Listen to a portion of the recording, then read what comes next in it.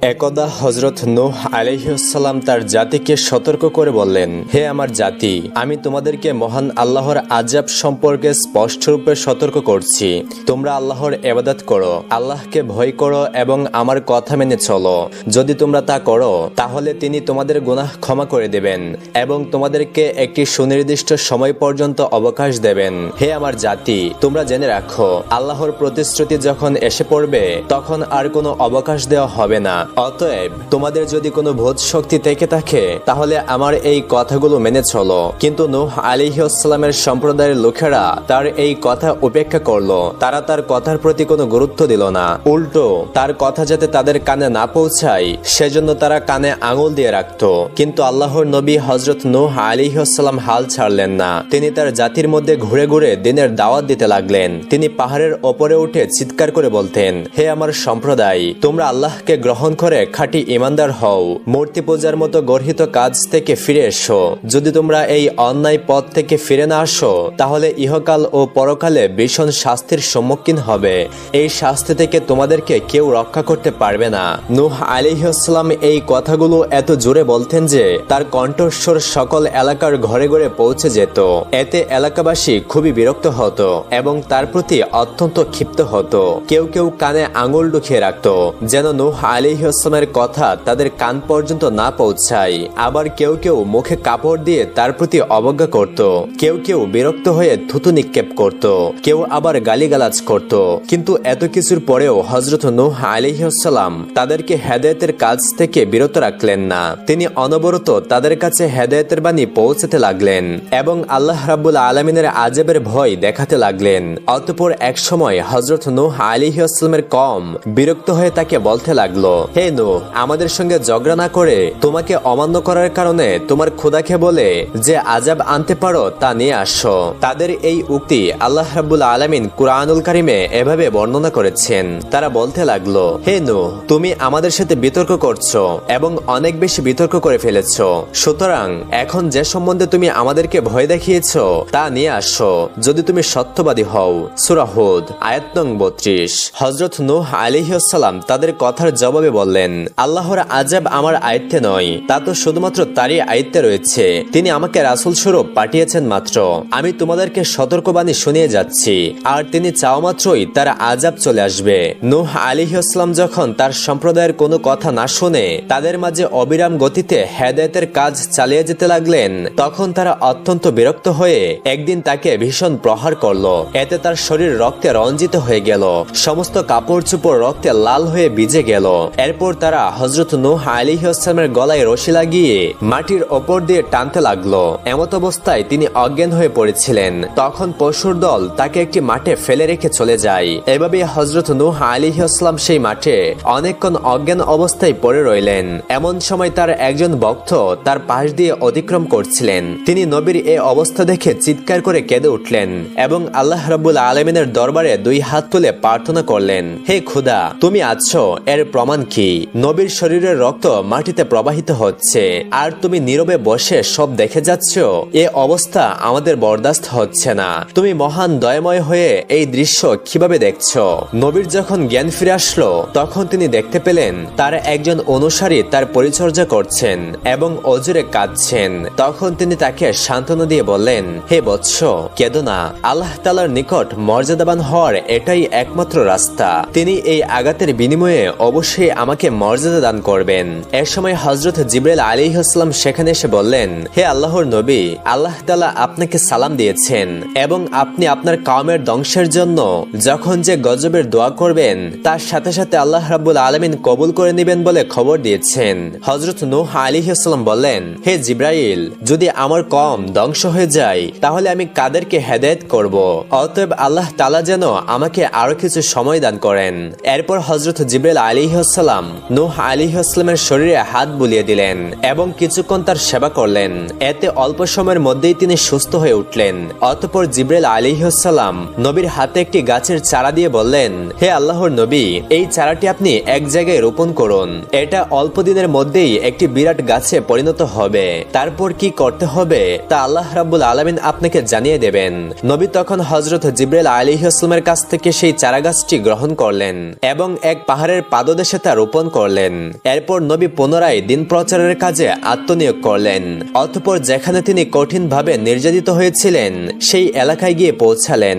এবারে সেখানে তিনি বিরোধীদের কোনো তৎপরতা দেখতে পেলেন না, তাই তিনি প্রতিটা ঘরে ঘরে গিয়ে দাওয়াতের কাজ আরম্ভ করে দিলেন। এই সময় অনেক সন্তানের পিতামাতা তার কাছে এসে বলল, হে মহামহিম, আপনি সত্যিই আল্লাহর একজন নবী, তাতে কোনো সন্দেহ নেই। কারণ আমাদের এলাকায় যে সমস্ত ছেলেরা আপনার সঙ্গে বেয়াদবি করেছিল তাদের অধিকাংশের হাত পা বিকলাঙ্গ হয়ে গেছে, কারো কারো জবান বন্ধ হয়ে গেছে, কারো চক্ষু অন্ধ হয়ে গেছে, আবার কেউ কেউ পাগল হয়ে গেছে। অতএব হে আল্লাহর নবী, আপনি তাদের আরোগ্যের জন্য আপনার প্রভুর নিকট দোয়া করুন। হযরত নূহ আলাইহিস সালাম তাদেরকে বললেন, আমি তাদের আরোগ্যের জন্য আমার প্রভুর নিকট দোয়া করব, তবে আমার শর্ত হলো তোমরা আল্লাহ রাব্বুল আলামিনের উপর ঈমান আনো এবং আমাকে নবী বলে স্বীকার করো। তখন তারা বলল, আমাদের পূর্বপুরুষদের ধর্ম পরিত্যাগ করে নতুন ধর্ম গ্রহণ করা আমাদের পক্ষে সম্ভব নয়। এটা আমাদের গোত্রের লোকেরা কখনোই সহ্য করবে না, যার পরিণামে আমাদেরকে ভীষণ সংকটের সম্মুখীন হতে হবে, আমাদেরকে গোত্র থেকে বহিষ্কৃত করা হবে। অতঃপর হযরত নূহ আলাইহিস সালাম তাদের ঈমানের ব্যাপারে নিরাশ হয়ে সম্মুখে চলতে লাগলেন। নবী সেখান থেকে বের হয়ে সম্মুখের দিকে অগ্রসর হচ্ছিলেন। এমন সময় একদল ছেলেরা চিৎকার দিয়ে বলল, আরে পাগলটা তো এখনো মরেনি, আবার ফিরে এসেছে এই এলাকায়। এই বলে তারা নবীর প্রতি পুনরায় পাথর নিক্ষেপ করতে লাগলো। নবী এবারও রক্তাক্ত হয়ে গেলেন। অতি কষ্টে তিনি সেই এলাকা পরিত্যাগ করলেন। অতঃপর আল্লাহ রাব্বুল আলামিনের দরবারে ফরিয়াদ করলেন, হে খোদা, তোমার ন্যস্ত করা দায়িত্ব পালন করতে আমি কোনো অবহেলা করিনি, কিন্তু কোনো ক্রমেই এই জাতিকে তোমার পথে আনা সম্ভব হলো না। উপরোক্ত অত্যাচার ও প্রহারে আমার সর্বশরীর জর্জরিত হয়েছে। এখন তুমি এর উপযুক্ত ব্যবস্থা গ্রহণ করো। এভাবে কয়েক বছর অতিবাহিত হয়ে গেল। এরপর জিবরাইল আলাইহিস সালাম নবীর কাছে এসে বললেন, হে আল্লাহর নবী, আমি কয়েক বছর পূর্বে আপনাকে যে গাছের চারাটি দিয়েছিলাম সেই চারাটি এখন একটি বৃহৎ বৃক্ষে পরিণত হয়েছে। আপনি উক্ত গাছটি কেটে তক্তা করুন, অতঃপর তা দিয়ে জাহাজ তৈরি করুন। জাহাজ তৈরি হলে আপনার ভক্তবৃন্দদেরকে নিয়ে তাতে আরোহণ করুন।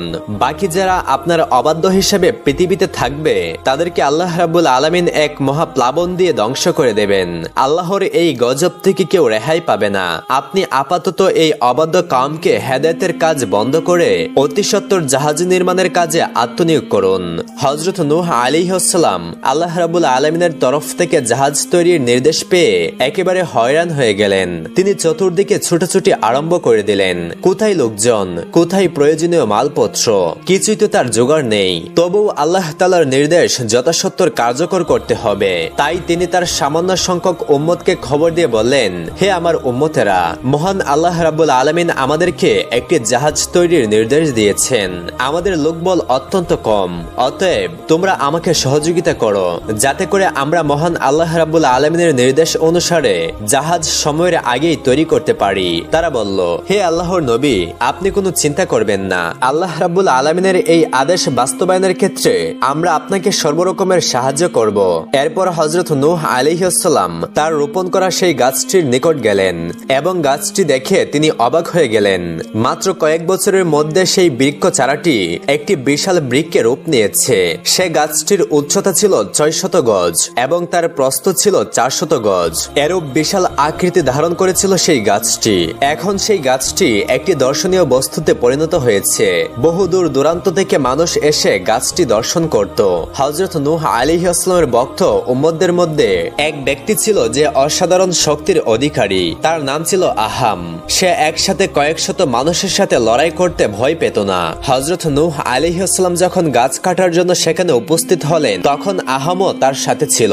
যখন নূহ আলাইহিস সালাম সেই গাছটি কাটতে যাবেন তখন এলাকার লোকজন সেখানে এসে উপস্থিত হলো এবং তারা হযরত নূহ আলাইহিস সালামকে বাধা প্রদান করে বলল, হে নূহ, তুমি এই গাছটিকে কিছুতেই কাটতে পারবে না। আমরা কোনোভাবেই তোমাকে এই গাছটিকে কাটার অনুমতি দিতে পারি না। হযরত নূহ আলাইহিস সালাম বললেন, এই গাছটি আমি আল্লাহ রাব্বুল আলামিনের নির্দেশে রোপণ করেছিলাম এবং এই গাছ কাটার নির্দেশও আমি আল্লাহ রাব্বুল আলামিনের কাছ থেকে পেয়েছি। অতএব গাছটি আমাকে কাটতেই হবে। তখন কতিপয় লোক এসে নূহ আলাইহিস সালামের হাত থেকে অস্ত্র কেড়ে নিল। এই দৃশ্য দেখে আহাম সহ্য করতে পারল না। তখন সে তাদের সাথে লড়াই করতে শুরু করলো এবং সেখানে এসে 5 জনকে মেরে ফেললো। অতঃপর নিজ হাতে অস্ত্র ধরে অল্পক্ষণের মধ্যেই গাছটিকে সে কেটে ফেললো। এই অবস্থা দেখে লোকেরা আর কেউ তাকে বাধা দেওয়ার সাহস পেল না। অতঃপর হযরত নূহ আলাইহিস সালাম কয়েকদিনের চেষ্টায় সে গাছ কেটে তক্তা বের করলেন এবং তার ছোট শাখাগুলো কেটে পেরেক বানিয়ে নিলেন। এরপর নবীর সারা জীবনের হেদায়েতের ফসল মাত্র 40 জন উম্মত নিয়ে জাহাজ তৈরির কাজে হাত দিলেন। 1000 গজ লম্বা ও 4000 গজ প্রস্থ এক জাহাজ তৈরির পরিকল্পনা নিয়ে তিনি কাজ আরম্ভ করলেন। নবী তার উম্মতদেরকে নিয়ে দিবারাত্র কাজ করতেন। এই জাহাজ তৈরির কাজে নবী ও তার সঙ্গীরা এত সাফল্য লাভ করেছিল যে সাধারণ মানুষ অবাক হয়ে গেল। এক্ষেত্রে আল্লাহ রাব্বুল আলামিন ফেরেশতা দ্বারা নবীকে সাহায্য করেছিলেন, যাতে করে প্রতিদিন কয়েকশো মানুষের পক্ষে যা করা সম্ভব ছিল না তা তারা সমাধান করে ফেলত। 40 দিন কাজ করার পরে দেখা গেল জাহাজ তৈরির কাজ প্রায় শেষ, তবে কিছু তক্তার অভাব দেখা দিয়েছে। তখন আল্লাহর নবী আল্লাহ রাব্বুল আলামিনের দরবারে ফরিয়াদ করলেন, হে রাব্বুল আলামিন, আমরা জাহাজ তৈরির কাজ প্রায় শেষ করে ফেলেছি, কিন্তু এখন কিছু তক্তার অভাব দেখা দিয়েছে। এখন আমরা কিভাবে জাহাজের কাজ শেষ করব? এমন সময় হযরত জিবরাইল আলাইহিস সালাম এসে বললেন, হে আল্লাহর নবী, নীল নদের তলদেশে কিছু তক্তা আছে, সেই তক্তা উত্তোলন করে আপনি জাহাজের বাকি কাজ সম্পূর্ণ করুন। হযরত নূহ আলাইহিস সালাম জিবরাইল আলাইহিস সালামের এরূপ কথা শুনে সমস্যার সম্মুখীন হলেন। নীল নদের তলদেশ থেকে তিনি কিভাবে কাঠ সংগ্রহ করবেন? অতঃপর তিনি উম্মতদেরকে নিয়ে পরামর্শে বসলেন। উম্মতদের মধ্য থেকে একজন প্রস্তাব দিলেন, উস বিন উনুক বর্তমানে আমাদের দেশে আছে, সে সর্বদা সমুদ্র থেকে এসে মাছ ধরে খায়, অতএব তাকে কিছু খাবার দিলে সে সহজেই কাঠগুলো তুলে দিতে সম্মত হবে। উস বিন উনুক ছিল হযরত আদম আলাইহিস সালামের একজন অপ্রতিদ্বন্দ্বী সন্তান। তার সম্পর্কে অনেক কথা বর্ণিত আছে। সে ছিল অত্যাধিক লম্বা ও ভীষণ শক্তিশালী এবং তার দেহ ছিল অস্বাভাবিক রকমের। চেহারা ছিল উজ্জ্বল। তার খাদ্য ছিল একত্রে 5 থেকে 10 মণ। সে ছিল অত্যন্ত ভদ্র ও নম্র স্বভাবের। বুদ্ধি জ্ঞানে ছিল সে খুব সাদাসিধে। অন্যায় কাজ বা অন্যায় আচরণ তার অভ্যাসের মধ্যে ছিল না। মানুষ তাকে খুবই পছন্দ করত। হযরত নূহ আলাইহিস সালাম তার উম্মতদের পরামর্শ অনুসারে উস বিন উনুকের কাছে গিয়ে বললেন, হে উস বিন উনুক, তুমি যদি নীল নদ থেকে আমাকে কাঠ উত্তোলন করে দাও, তাহলে আমি তোমাকে একবেলা পেট ভরে খাবার দান করব। হযরত নূহ আলাইহিস সালামের কথা শুনে উস বিন উনুক তাকে নীল নদের গর্ভ থেকে কাঠ উত্তোলন করে দেওয়ার জন্য রাজি হয়ে গেলেন এবং সাথে সাথে সে নীল নদের দিকে রওনা করলো। কিছুক্ষণের মধ্যেই সে নীল নদে গিয়ে পৌঁছালো এবং সেখানে পৌঁছে সে হযরত নূহ আলাইহিস সালামের আবেদনকৃত কাঠগুলো তাকে উঠিয়ে দিল। এরপর সে হযরত নূহ আলাইহিস সালামকে বলল, হে আল্লাহর নবী, এখন আপনি আমাকে খাবার প্রদান করুন। তার এই আবেদনে হযরত নূহ আলাইহিস সালাম তাকে 3টি রুটি প্রদান করলেন। মাত্র 3টি রুটি দেখে উস বিন উনুক অত্যন্ত রাগান্বিত হলো এবং বলল, হে নূহ, তুমি কি আমার সাথে ধোঁকাবাজি করছো? আমাকে পর্যাপ্ত খাবার দেওয়ার অঙ্গীকার তুমি করেছিলে, এখন মাত্র 3টি রুটি দিয়ে আমাকে প্রহসন করছো? আমি এখনই এই কাঠগুলো নীল নদে ফেলে দেব। তখন হযরত নূহ আলাইহিস সালাম তাকে বললেন, হে উস বিন উনুক, তুমি রুটিগুলো জামার নিচে রাখো এবং একটি একটি করে বের করতে থাকো এবং আল্লাহর নামে তুমি রুটিগুলি খাওয়া শুরু করো। তাতে যদি তোমার তৃপ্তি না হয় তাহলে তুমি কাঠগুলো নীল নদে ফেলে দিও। উস বিন উনুক নবীর কথা অনুসারে রুটিগুলো জামার নিচে রাখলো। অতঃপর বিসমিল্লাহ বলে সেগুলো খেতে আরম্ভ করলো। এভাবে সে একটি একটি করে রুটি বের করছিল আর খাচ্ছিল, কিন্তু রুটি শেষ হচ্ছিল না। এইভাবে সে একটা একটা করে 1200 রুটি ভক্ষণ করলো, কিন্তু তারপরেও রুটি শেষ হলো না। অতঃপর সে নূহ আলাইহিস সালামকে বলল, হে নূহ, তুমি অনেকদিন পর আমাকে পেট ভরে খাওয়ালে, এজন্য তোমাকে অসংখ্য ধন্যবাদ। আগামীতে আরো যদি কোনো কাজে আমাকে প্রয়োজন হয় তবে এভাবে খাবারের ব্যবস্থা করে দিও, আমি স্বাচ্ছন্দ্যে তোমার কাজ করে দেব। অতঃপর সে জামা উল্টিয়ে দেখলো 3টি রুটি এখনো অক্ষত রয়েছে। তখন সে হযরত নূহ আলাইহিস সালামকে বলল, এই 3টি রুটি কি আমি নিয়ে যাব? নূহ আলাইহিস সালাম তাকে বললেন, অবশ্যই তুমি এই রুটিগুলো নিয়ে যাও। মনে রেখো, এই রুটি দিয়ে তুমি অনেকদিন চলতে পারবে। অতঃপর উস বিন উনুক খুশি মনে রুটি নিয়ে বিদায় হলো। উস বিন উনুকের ওঠানো কাঠগুলো দ্বারা হযরত নূহ আলাইহিস সালাম তার সঙ্গীদেরকে নিয়ে জাহাজের অসমাপ্ত কাজ সমাপ্ত করলেন।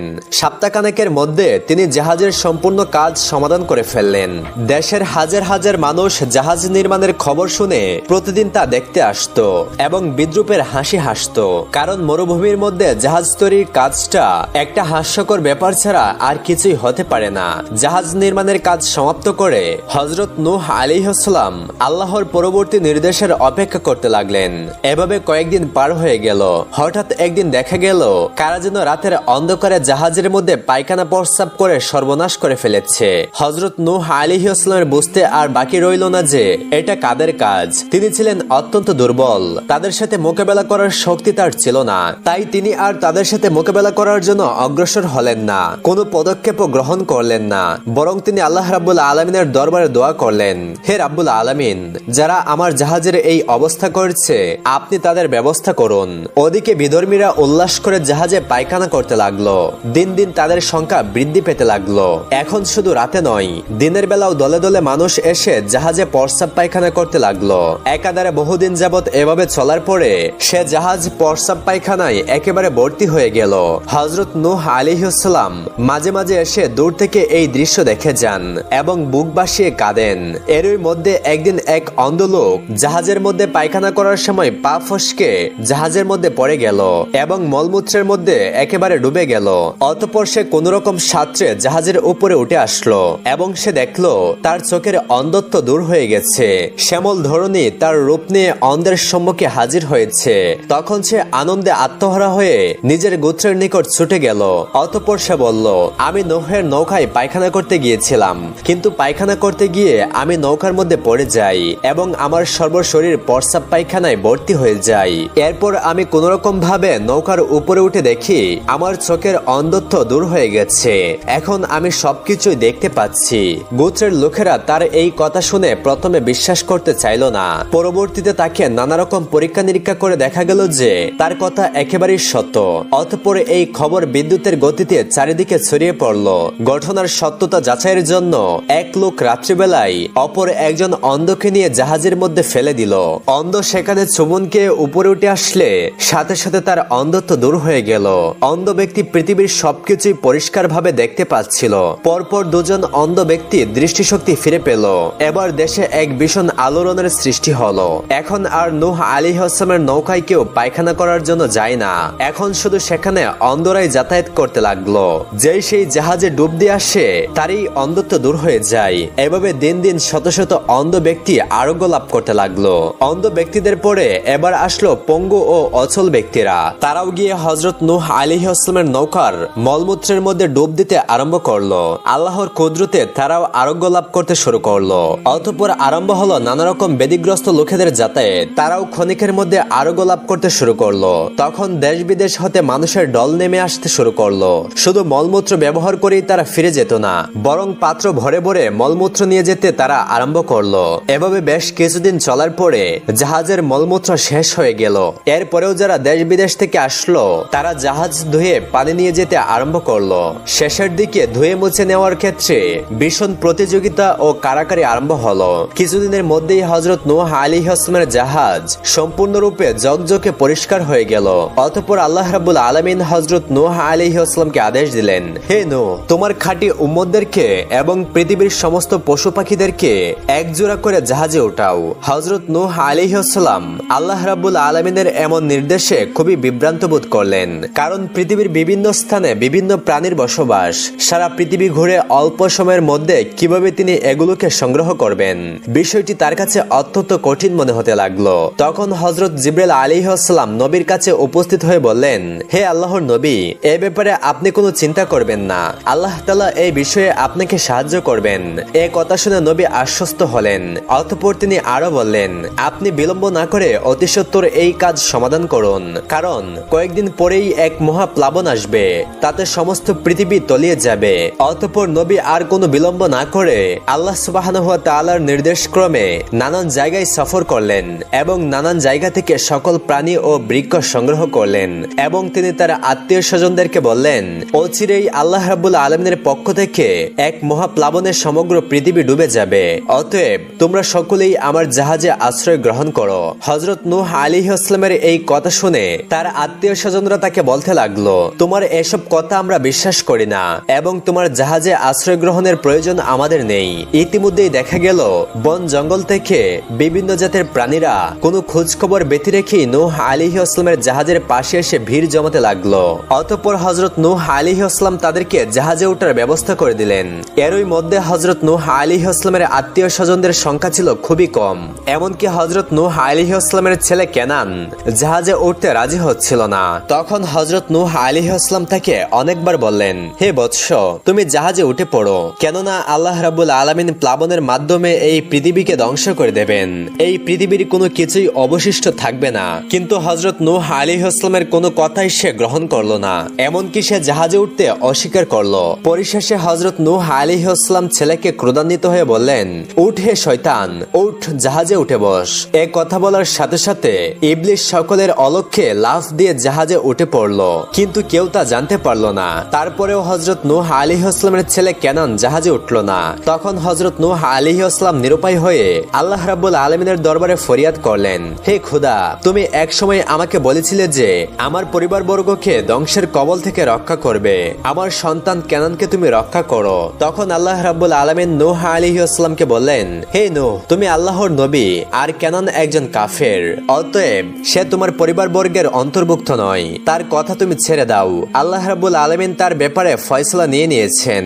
অতঃপর প্রচন্ড সেই মহাপ্লাবন, বাতাস ও পানির তীব্রতা প্রচন্ড। দেখতে দেখতে মাটির উপরে অনেক পানি জমে গেল। দুপুরের মধ্যেই শুষ্ক মরুভূমির উপর দিয়ে বয়ে যেতে লাগলো প্রচন্ড পানির স্রোত। হযরত নূহ আলাইহিসসালামের জাহাজ এবার পানির উপর ভেসে উঠল। তখন কিছু লোক পানির উপর দিয়ে সাঁতরে সাঁতরে জাহাজের নিকট আসতে চেষ্টা করছিল। নূহ আলাইহিসসালাম যখন তার অনুসারীদেরকে নৌকায় ওঠার আদেশ করলেন, সেই দৃশ্যটিকে আল্লাহ রাব্বুল আলামিন কুরআনে এমন ভাবে বর্ণনা করেছেন, অর্থাৎ নূহ বলল, তোমরা এতে উঠে বসো, আল্লাহর নামে এটা চলতে থাকবে এবং স্থিতি লাভ করবে। আমার রব বড়ই ক্ষমাশীল ও করুণাময়। সূরা হুদ আয়াত 41। বালুকাময় শুষ্ক মরুভূমিতে তেজস্বী স্রোতের ধারা বয়ে যাওয়ার ঘটনা কোনোদিন কোনো রূপকথায় শোনা যায়নি। তাই হযরত নূহ আলাইহিসসালামের জাহাজ নিয়ে দেশের নেতৃস্থানীয় ব্যক্তিবর্গ থেকে আরম্ভ করে সাধারণ মানুষ সকলেই উপহাসের ভাষায় আলোচনা করে বেড়াতো। কিন্তু যখন তারা বাস্তব অবস্থা দেখলো আল্লাহর নবী ও তার কথার প্রতি, তখন তাদের আস্থা আসলো। এরপরে হযরত নূহ আলাইহিসসালামের ছেলে কেনান সে একটি উঁচু পাহাড়ে গিয়ে আশ্রয় নিল। যখন সেই পাহাড় ডুবে পানি আরো উপরে উঠতে লাগলো, তখন সে আল্লাহর নামে তাসবিহ পাঠ করতে শুরু করলো। কিন্তু নিষ্ঠুর পানির হাত থেকে সে রেহাই পেল না। বাতাসের একটা প্রচন্ড ঝাপটা এসে তাকে পাহাড়ের উপর ভীষণ জোরে আছাড় দিল। তাতে করে তার মাথা ও শরীরের সমস্ত হাড়গুলো ভেঙে গেল আর লাশটা পানিতে ভেসে চলল। এমন সময় এক অজানা দেশের উদ্দেশ্যে হযরত নূহ আলাইহিসসালাম তার সঙ্গী সাথী ও জীব জানোয়ারদেরকে নিয়ে জাহাজের মধ্যে নিরাপদে ছিলেন। সে জাহাজ নিজ গতিতে কোথায় যাচ্ছিল, যাত্রীরা তার খোঁজ খবর রাখত না। জাহাজ অধিকাংশ সময় বাইতুল্লাহর চারদিকে ঘুরে ঘুরে তাওয়াফ করছিল। আল্লাহ তাআলা এই বিভীষিকাময় তুফান ও প্লাবনের মাঝে জাহাজখানি অক্ষত ও নিরাপদে রাখলেন। সে জাহাজে উপস্থিত যাত্রীরা ভীষণ প্রলয় সম্পর্কে কিছুই অবগত হতে পারেনি। এভাবে তাদের দিন কাটতে থাকে। এদিকে জাহাজের মধ্যে অনেকদিন ধরেই ইবলিস শয়তান আত্মগোপন করে আছে। এখন তার মাথায় একটি কুবুদ্ধি আসলো। সে শকুরের কাছে গিয়ে তার নাকে হাত দিয়ে সুড়সুড়ি দিল। শকুর তখন সজোরে হাঁচি দিল। এমনই সময় তার নাকের মধ্য থেকে ইঁদুর বেরিয়ে আসলো। সে ইঁদুরগুলো ছুটাছুটি করে জাহাজের নিচতলায় গিয়ে কাঠ কাটতে আরম্ভ করলো। ইবলিসের ইচ্ছা ছিল ইঁদুর দ্বারা জাহাজ ছিদ্র করে দিলে জাহাজ পানিতে ডুবে তলিয়ে যাবে। অতঃপর একজোড়া কবুতর ইঁদুরের এই কার্যক্রম দেখে ফেলল। এরপরে তারা তৎক্ষণাৎ হযরত নূহ আলাইহিসসালামের কাছে গিয়ে বলল, হে আল্লাহর নবী, আমরা দেখে আসলাম জাহাজের নিচতলায় কতিপয় ইঁদুর কাঠ কেটে ধ্বংস করছে। আপনি এখনই এর ব্যবস্থা গ্রহণ করুন, নয়তোবা সর্বনাশ হয়ে যাবে। তখন হযরত নূহ আলাইহিসসালাম পশুদের এলাকায় এসে জিজ্ঞাসা করলেন, ইঁদুর কোথা থেকে আসলো? একথা শুনে শকুর উত্তর দিল, হুজুর, ইবলিস এসে আমার নাকে সুড়সুড়ি দিলে আমি সজোরে হাঁচি দেই, সেই সাথে আমার নাক থেকে ইঁদুরের কয়েকটি ছানা বেরিয়ে আসে। পৃথিবীতে থাকা অবস্থায় ইবলিস ক্ষুদ্র ক্ষুদ্র কয়েকটি ইঁদুর ছানা আমার নাকের মধ্যে গুজে রেখেছিল। সেই ইঁদুরগুলো সম্ভবত আমার নাক দিয়ে বেরিয়ে আসে। হযরত নূহ আলাইহিসসালাম ইবলিসের কথা শুনতেই অবাক হয়ে গেলেন। তিনি বললেন, ইবলিস আমার অনুমতি ব্যতি রেখে কিভাবে জাহাজে উঠল? তখন হযরত নূহ আলাইহিসসালাম ইবলিসকে তলব করলেন। অতঃপর ইবলিস তার সামনে এসে হাজির হলে তিনি তাকে জিজ্ঞাসা করলেন, হে ইবলিস, তুমি আমার অনুমতি ব্যতি রেখে কিভাবে আমার জাহাজে উঠলে? তখন ইবলিস বলল, হে আল্লাহর নবী, আমি আপনার আদেশ ব্যতি রেখে জাহাজে উঠিনি।